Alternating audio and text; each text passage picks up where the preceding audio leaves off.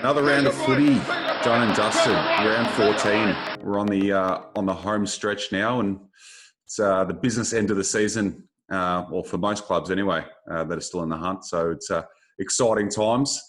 But as always, I'm joined by the big Quinn DeLuca. How are you, mate? Very, very good, Marcus. Good to hear from you, mate. Good to see you again. I love these intros. I try to mix them up every week, and always the thing that always comes to me is either big dog or big man or just big. So something big. I don't know. It translates. That's right. It's better than getting called champ. So, I'm sure you'll take that. I will any day of the week. But no, it was another great round of footy, round 14. So yeah, as I said, it's getting close to the end now. It's sad in some ways. I mean, it's gone pretty quick, but geez, it's crazy to think, in the world that we're currently living in, or that we've lived in all season, that round 1 did start in March, and it's round 14 now, and usually the finals would be starting now in a normal season. So it's all happening. But big thing that we took out from the weekend, though, was there was a couple of comeback wins, which seemed to be a theme in a few games. Anyway, in particular the Essendon game, where Hawthorn blew a massive lead, and the Bombers look like they've restarted their season. They did. They looked reinvigorated, didn't they? And I mean, do we put it down to one man? Yeah, Big Joe. He was good, wasn't he? Big Joe. He was. I know. We all talked about him saying, "Oh, is he really going to be in good form? He hasn't played in how many games?" But yeah, I think he shut us all up pretty quickly when he got out there.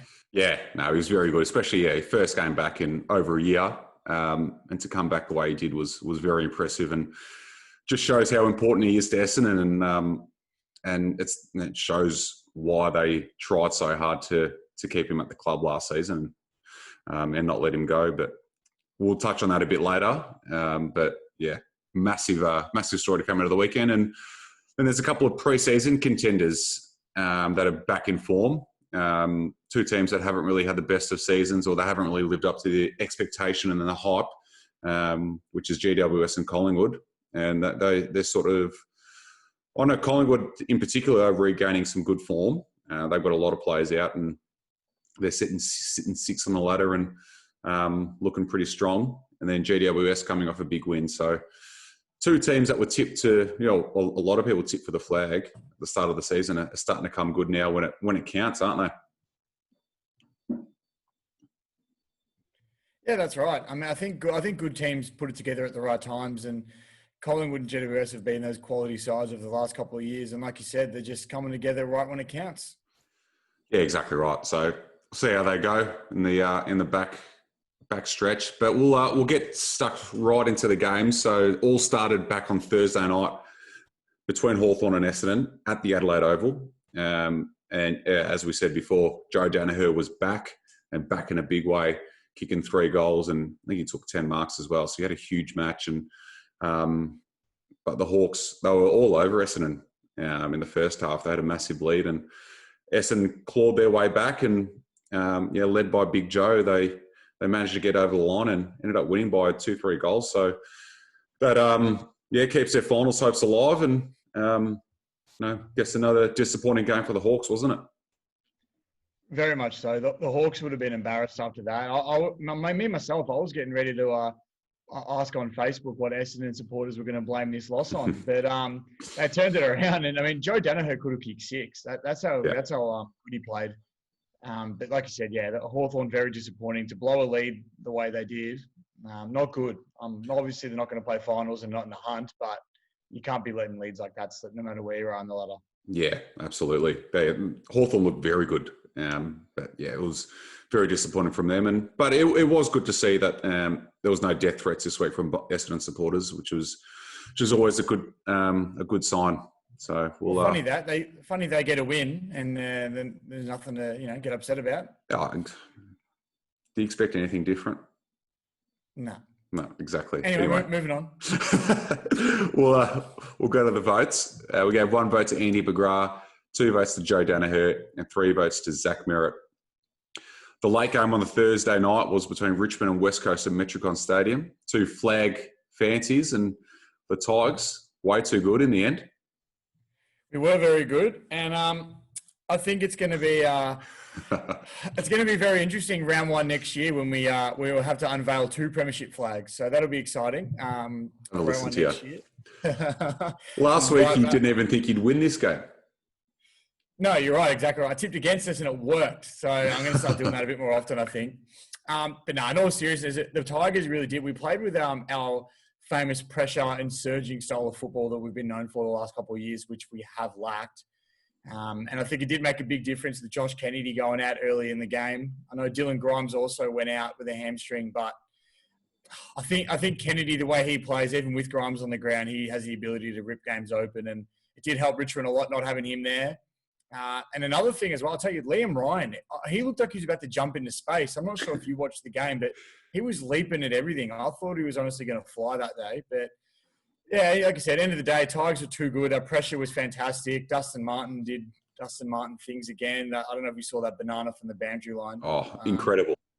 I don't know many players that can curve it like that. That was honestly unbelievable. I think Bend It Like Beckham's going to change to Bend It Like Dusty soon. That's nuts. But no, I was very happy with that win. What were your takes on the game? Yeah, just Richmond, just back to their best. It was really good to see. Being a Carlton supporter, obviously Richmond Carlton big roles, but you really have to respect the way Richmond play. I love watching them in full flight. They play some really exciting footy, and they've got some great players. As you just said, Dusty was back to his best, and even Cochin probably played his best game for the season as well. So again, Richmond seems to just be coming at the right time, and it wouldn't surprise me if they take out the flag again. But I guess the question goes back onto West Coast, though, doesn't it? And they just can't win away from home. Well, this next couple of weeks will be a big test for West Coast. I mean, look, I'm not going to sugarcoat it. Richmond are a good side, so it's not like West Coast lost to not so formidable side. But I think, yeah, like you said, next couple of weeks will be a massive test for them to see if they can win away from Metricon, because finals might not be in WA. Correct, exactly right. But in saying that, if this game was in Perth, West Coast probably would have won it just because it was in Perth. Well, what do you think about that? Yeah. I mean, it's hard to say.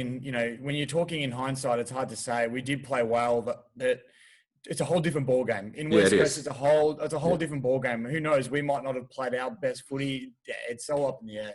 Yeah. I'll just take the win and move on, I reckon. Fair enough. All right, we'll go to the votes then for that. We'll go 1 vote to Trent Cochin, 2 votes to Dusty Martin, and 3 votes to Andrew Gaff. The game on the Friday nights. So this is one of the comeback games. It was between Bulldogs and Geelong at Metricon, and the Dogs got out to a 40-point lead early in the second quarter and pretty much stopped after that. And Geelong clawed their way back and ended up winning by just over a goal. So great game of footy. It was very exciting, and Geelong again with Richmond are going to be right up there again, and their big guns like Dangerfield and Hawkins, they all just popped up when it counted. And I think that's 5 in a row now for Geelong. So they're looking very good. And as a Tigers supporter, are you worried about the Cats? Extremely. I think they're premiership favourites right now. The way they're playing, the form that they're in. I know the Dogs, dropped off after half-time or whatever it was, but the way the Cats clawed their way back was phenomenal. And the list of players that they've got on their side, I don't think anyone's got the same list that they do in terms of pure talent. So yeah, I'm very scared. As a Richmond supporter, I'm very scared of Geelong. I think they're a very, very good side. Yeah, for sure. I think, they've got a lot of experience on their team too. Players that have been there, done that. And you can just tell Dangerfield just really wants that flag, doesn't he? It's the only thing missing from his resume. So, and he's playing like a man that desperately wants it. And for me, at the moment, if I had to tip a grand final, it would be Richmond and Geelong. And I think no one would have any complaints about that. But we'll go to the votes for that game. We gave 1 vote to Tom Stewart, 2 votes to Lockie Hunter, and 3 votes to Paddy Dangerfield. Saturday afternoon, we had Port Adelaide and Sydney at Adelaide Oval. And Port, back to their best. They were too strong for Sydney. I mean, Sydney made a bit of a game of it in the third quarter, but Port were just too strong. And Charlie Dixon was back to his best, wasn't he? Yeah, I think he must have been watching Tom Hawkins play and everyone talking about how good Tom is, and he wanted to remind everyone just how good he's been this year. And kicked four, was it? I think he kicked four for the Kick day. four, So yeah. yeah, he was huge. Not that they wouldn't have won without him, but he was instrumental in that win. And Port, helped Port take their spot back on top of the ladder. Yeah, exactly right. And they are on top of the ladder, Port, and people probably aren't giving them the respect that Richmond or a Geelong or a West Coast are getting, which is probably a good thing. That can just fly under the radar a bit, and you never know that, and they'll be definitely right in the mix, deep in the final. So look out for them. But yeah, we'll go to the votes. So we gave 1 vote to Jake Lloyd, 2 votes to Charlie Dixon, and 3 votes to Robbie Gray. Saturday evening, we had Freo and GWS at Optus Stadium. Job done for GWS, wasn't it? They just had to win. Bit of a statement game. They won by a fair bit as well, and just reminding the competition that they're still around. They were desperate for a win, and they needed that. They needed it big time to keep their finals hopes alive. And yeah, like you said, it was a statement game. They got the job done when they needed to. Jeremy Cameron, back in form, kicked 4 goals, I think, like Charlie Dixon. So yeah, huge for the Giants. Yeah, they needed that. If they dropped that game, they probably would have written their season off, and sets up a big game this week against the Blues. So it's old-fashioned 8-point game for them, but they just need to keep winning GWS, and if they do, they'll play finals again. We'll go to the votes. So we have 1 vote to Jake Riccardi, who bobbed up with 4 goals, and he's only played a handful of games, so it was a massive surprise packet there. 2 votes to Jeremy Cameron and 3 votes to Lockie Whitfield. Saturday night, we had Melbourne and St Kilda in Alice Springs, and this was an absolute nail-biter, wasn't it? This came down to the absolute wire. Controversial finish, as we all know. Did you think it was touched? Did you see it? It did look touched. It did look touched. But it was such a good goal, though, wasn't it, from Petrarca? It would have ruined it. It would have ruined the moment for sure. Yeah, Petrarca's now the Iceman for the D's. That was as clutch as it gets. Yeah. But in saying that as well, just for those who don't know as well, Petrarca kicked a goal. It looked like it got touched on the line. Wasn't sure if it was or not, and they didn't have cameras up at Alice Springs, the goal line cameras, so it went by the umpire's decision. But end of the day, even when there are cameras, if they can't tell, they always go back to the umpire's decision anyway. So, I mean, it's disappointing, but like I said, if I had it gone the other way around, you wouldn't have heard a peep from St Kilda supporters. So I think, disappointing, but you move on. And like you said, it was a great goal, and it really would have ruined the moment if they, paid it behind. For sure. So I think that sets up Melbourne very nicely to play finals this season as well. I think they'll make it. They're in really good form. They're winning their games, and they've got a pretty good run home as well. So they're all of a sudden, almost a guaranteed finals team. So we weren't saying that about 6 weeks ago, were we? No, it was a completely different narrative 6 weeks ago. Yeah, it's quite impressive actually the way they've turned it around. They have, yeah, and led by that man Petrarca, who is having a breakout season, and he's going to be right up there in the Brownlow medal come season's end. But yeah, we'll go to the votes. So we go 1 vote to Jack Steele, 2 votes to Stephen May, and 3 votes to Christian Petrarca. Sunday afternoon, it was the big clash between Carlton and Collingwood, the old rivals at the Gabba. Disappointing is pretty much the best way to describe that game from a Carlton point of view anyway. Very impressive in the first half, goalless in the second half.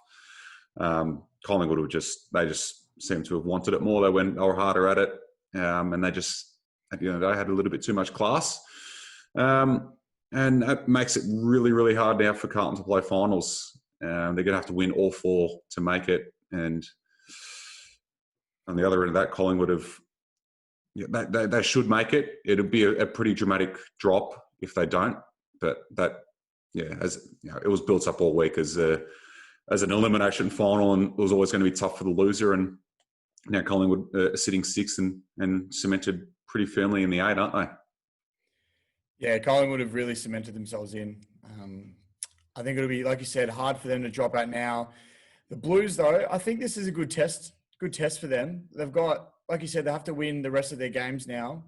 But it's almost, I want to go back to almost like a few years ago. Richmond had to win 9 in a row to play finals. And I mean, we lost the elimination final once we did make it, but I think this would be a really good test. And it's almost like, it's like almost like finals experience for the boys now, because even if you don't make it this year, every game from here on out is an elimination final. So, I mean, if you want to take the positives out of it, that would be one to take out, but probably was disappointing. I think Carlton definitely had the opportunity to win the game. Probably let Collingwood into it a bit too much. But I think the most disappointing thing was Carlton not kicking a goal after half time, and all the fans didn't get to see your big head on the fan zone. So you let that one slide under the radar. For those who haven't seen our social media, Marcus got on Channel 7's Fan Zone. Tell us what the experience was like. Yeah, so I was a part of the Channel 7 Fan Zone for the Carlton supporters, and it was good. It was fun. It made the first half absolutely fly by. Carlton were kicking. Well, they kicked all their goals in the first half. So so it made that go really quick. Yeah, you had one eye on the laptop, and there was about a 5-second delay on the TV. So some of our celebrations were a bit late, but it was good. It was a good experience. We tried to mix up the celebrations every time, and it was fun. It was fun. That'll probably never happen. Well, let's hope this sort of season never happens again. So it was good to experience something different and get amongst it. And it's just unfortunate that the boys couldn't get the job done, because if we did win, and tell you what, the celebrations would have been pretty crazy and probably inappropriate if Carlton did get the win at the end. So, well, I know when Eddie Betts kicked that goal, I know you nearly dropped your housemate Hawksy. So yeah, he looked like he got concussed on live TV. So I'd hate to see what happens if you guys won the game. Yeah, he didn't like that, the big fella. Shout out to Hawksy. He's a big fan, long time listener. But yeah, it was. We're just trying to mix up the celebrations and try. We gave a little shout out to our group of mates, and they loved it. So, and then Channel 7 told us no personal signs, so we bit of a slap on the wrist from them. But that's right. It was good fun. But yeah, that's probably the only positive to take out of that game anyway. So we'll go to the votes. So we gave 1 vote to Brodie Grundy, 2 votes to Taylor Adams, and 3 votes to Josh Dacos. Sunday night game between Gold Coast and North Melbourne. It's very one-sided, this one. Gold Coast, they needed that. That was their first win in, I think, 8 weeks against a very poor North Melbourne team, wasn't it? Yeah, it was their first win. It was their first win since round 7. And I tell you what, North were lucky not to get absolutely romped. They lost by a fair bit, but I think Gold Coast kicked something like 19 behinds. They should have absolutely had their way with North Melbourne, and from their field play, their general play around the ground, they definitely did. I mean, even Ben King had a run and a bounce through the guts at one point, which you don't see that from big men too often. So it was great to see. And yeah, I think Gold Coast will just be happy to be back on the winners list after having a very promising first 7 rounds of the year. Absolutely. That's definitely a tick already for the Gold Coast Suns this season. They could end up with 7-8 wins around that. And geez, they absolutely would have taken that at the start of the season. So they've definitely improved, and that's one team that can have a tick for 2020. So they've been really good and really impressive. So just wait until they get big Matty Rowell back, and who knows what's going to happen from there. Scary, absolute scaries. That's what will happen. We'll go to the votes for that. We gave 1 vote to Ben Ainsworth, 2 votes to Alex Sexton, and 3 votes to Hugh Greenwood. And that is all the games done. So there was 2 teams with a bye, so it was a bit of a shorter round. And as the season has been going all year, the next round starts pretty much straight away. So 2 days later, round 15 starts on Tuesday night between Hawthorn and Adelaide at Adelaide Oval. Is this going to be Adelaide's first win? There's every chance for it to be. There is every chance for it to be. It honestly just depends which Hawthorn decides to run out. And I know we say this about a lot of teams this year, but Hawthorn have the ability to come out and play some really, really good football. And then they also can deliver poo on a plate. So it'll be interesting to see what they come out with. But it is at Adelaide Oval. The Crows have been relatively competitive at home. So I think this is sort of their biggest chance, or their last chance of the year almost, with some of the other teams they've got coming up. What do you think? I think this is their best chance, Adelaide. I mean, they're playing a team with nothing really to play for. And Hawthorn have looked shaky. We saw that last week. And I think Adelaide, especially being at home, I think they're a big chance, even though it's Hawthorn's home game against Adelaide at home. So it's definitely their chance to get a win. And I think if they don't beat Hawthorn this week, then I think they're going to go winless, unfortunately. Yeah, if they don't win this week, you have to write them off, don't you? I can't see them beating any of the sides we've got coming up. Yeah, and it's a good chance. I didn't see what happened in the end, but I don't think Jonathan Patton will be playing as well. He looked like he got injured last week for the Hawks, so that's another big out for them if he doesn't play. So it's every chance for Adelaide to come and sneak one off them. But in saying that, Hawthorn will be embarrassed after that loss to Essendon, where they should have just really blown them out of the water. So they might come out firing just to put a bit of respect back on their name. But interesting game, I think. Interesting game. Yeah, for sure. I think, as you mentioned, John Patton getting injured again. He's had very bad luck, hasn't he, with his body? I think that was his first game back and from a very long hamstring injury. So to do that, I think he escaped the dreaded Achilles injury. So I think he'll probably be out for the rest of the season, but not as serious as I thought it was. So good news there, but can't catch a break, that fella. But I'm going to tip the Hawks just because they're going to want to bounce back after last week, and I think Clarko won't let them be the team that Adelaide beats. Yeah, no one wants to be that team, and I don't think it'll be Hawthorn. Adelaide haven't mounted any case for me to tip them at all. So Hawthorn as well for me. The other game on the Tuesday night is between West Coast and Essendon at the Gabba. Tough game for the Bombers, especially the Eagles, looking to bounce back after their loss last week, and they're going to want to win in Queensland to prove all the doubters wrong, aren't they?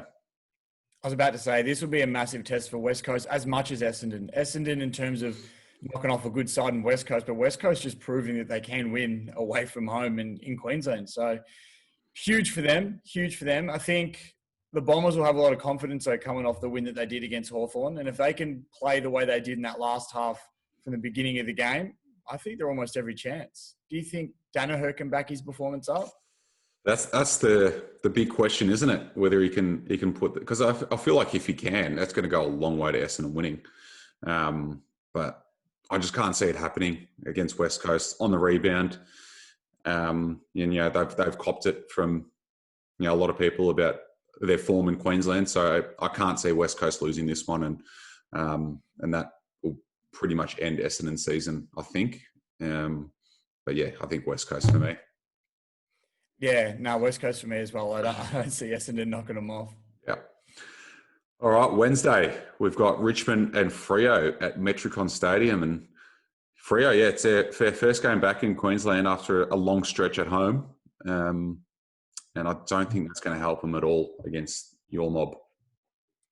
No, well, Richmond's been, as I said, we've been back in some pretty good form at the moment. Freo have been playing well in recent weeks, but coming off a loss, and I don't know, they've been up and down in the last 2-3 weeks, I think. So I think definitely a chance for Richmond to hopefully gain some percentage. I think trying to finish top 4 with some of the sides we've got around us, we need to build that. And I think Freo might be a chance for Richmond to do so. But in saying that, like I mentioned, Freo have been able to turn it on for particular games. So I don't think it'll be an easy task, but I think Richmond will get the job done. Yeah, for sure. Yeah, Richmond flying. And as you said, they need a percentage booster. So I think this is the perfect opportunity for them to do it.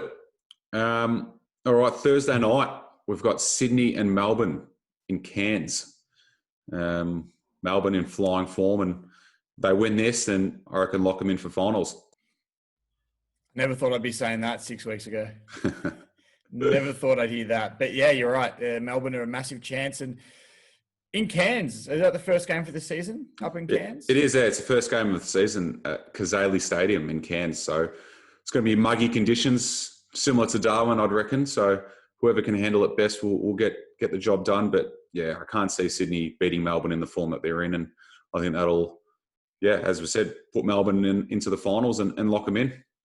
Yeah, I think Melbourne have to be a lock for this game, and in touch with finals, and yeah, like you said, a lock. So Yeah.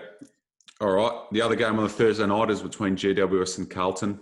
As we mentioned before, it's a must-win game for both teams. Yeah, they just both can't afford to lose this one if they're fair income and playing finals. I think more so for the Blues. If they lose, then it's definitely season over. If it's if GWS lose, they can probably make up a little bit of ground with their strong percentage. But yeah, both teams just simply have to win this, and yeah, another elimination final for the Blues. And I just can't see it happening when the form that GWS are in, though. They look pretty strong last week, and yeah, we all know the quality that they've got in their side and what they're capable of. So I think they'll get the job done here. I'm going to go the other way around. I'm going to tip the Blues for this one. I think it was some of the senior players last week that may have let Carlton down. I don't think they're going to do that 2 weeks in a row. I just know Carlton in full flight are pretty good. I think a lot of people underrate them, and I think they might just be able to sneak on here just to try and keep their finals hopes alive. So I'm going to go the Blues. Well, I hope you're right. All right, Friday night, we've got Brisbane and Collingwood at the Gabba. Good game, this one. This is really got a lot of big talking points. Brisbane looking for a top 2 spot, and Collingwood looking to cement themselves in the finals. And can the Lions kick straight this week is the big question. A massive test for them, isn't it? They can't seem to find the big sticks. And like you said, Collingwood, going to lock themselves into a final spot. They're not going to roll over for Brisbane, so they're going to have to kick straight if they want to get this one done. But in saying that as well, Collingwood, as you said, they're in good form. However, they haven't really beaten any good sides in the recent weeks. Do you reckon they can beat a top 4 side? Yeah, that's the test. Yeah, that's the big test for them, isn't it? I mean, they're obviously capable of doing it. We all know what Collingwood are capable of. They're just missing a lot of players at the moment, but they're getting games into a lot of their fringe players, and they're performing well. They're getting the job. Like, they might not be pretty, but they're getting the job done. And if they can roll Brisbane here, especially at the Gabba, then I think people need to start taking Collingwood seriously again. But I don't think they'll do it just because they're playing Brisbane at the Gabba.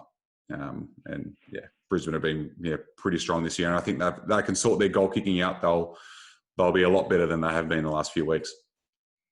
Yeah, no, I'm going for Brisbane as well. I still think they'll miss a lot of goals, but I think they'll get the job done.